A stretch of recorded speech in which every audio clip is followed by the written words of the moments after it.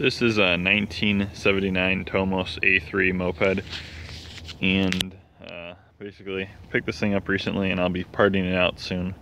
We'll take a walk around, take a look at it together. So, a few things here.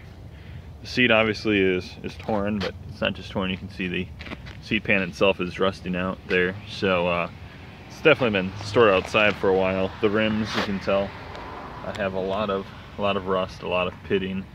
So I don't know how good the rims are necessarily. It'd take a lot of work to bring them back.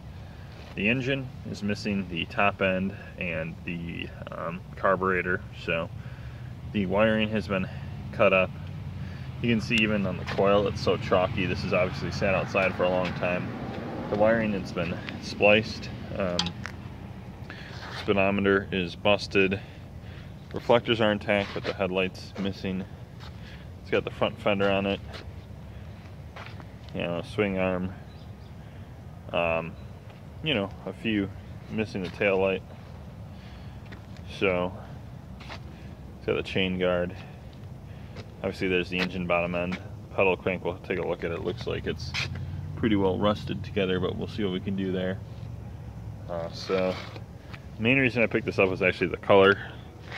This is probably my favorite color, Tomos Bullet. The green with white and yellow. So I'll probably be keeping the frame for a different project, but everything else will be up for sale. So it does have some of the controls on it. So some of the Magura controls, some of the CV controls as well. So if you're interested in any parts, you can shoot me an email at rustbeltcycleparts@gmail.com. We can go from there. Thanks.